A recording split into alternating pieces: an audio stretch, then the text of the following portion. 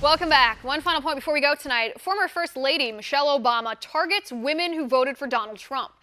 Mrs. Obama spoke at the United States of Women Summit, and this is what she said about women voters. Take a look. Sorry, in light of this last election, I'm concerned about us as women and how we think about ourselves and about each other and what's really going on. I mean, I think more about what is going on in our heads where we let that happen. Well, let me tell you what's going on in our heads. The unemployment rate for women is at a historic low. The unemployment rate for black women also at a historic low. It's easier now to find a job than the entire 8 years your husband was president. Let me tell you where our mind is. You tell us, your husband told us, Hillary Clinton told us, you champion women's choice, you said. Then you want to take away from us women the choice to use a firearm to defend ourselves from sexual assault.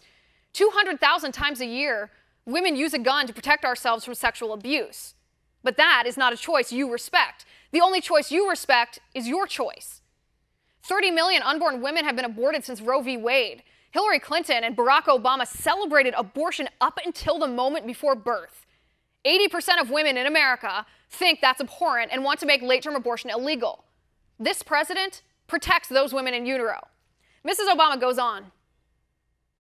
I do wonder, what are young girls dreaming about if we're still there, where when the most qualified person running was a woman, and look what we did instead. I mean, that says something about where we are. You know, I forget everybody else.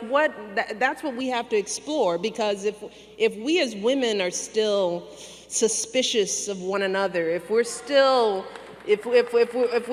have this crazy bar for each other that we don't have for men, if we're still doing that today, if we're not comfortable with the notion that a woman could be our president compared to what?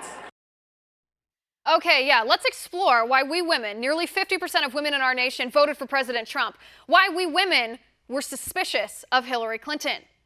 Hillary Clinton lied. She lied about having a private email server.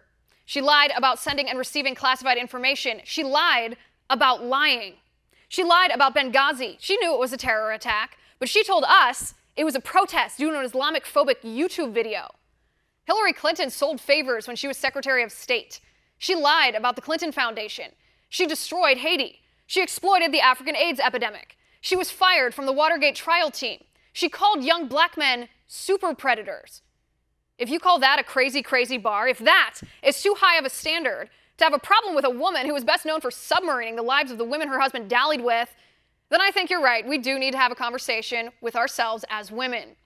See, the thing is, and this is something Mrs. Obama doesn't seem to get, we women who voted for President Trump didn't vote because of our genitalia.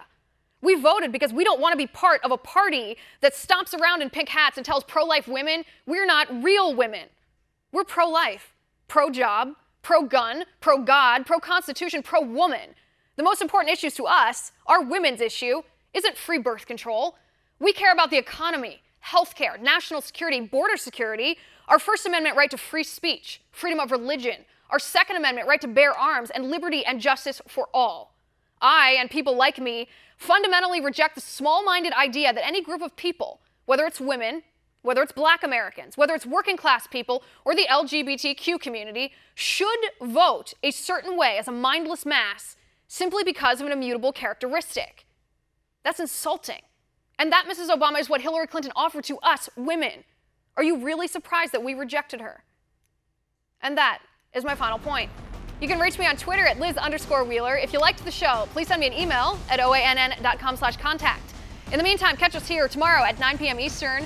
And until then, have a good night.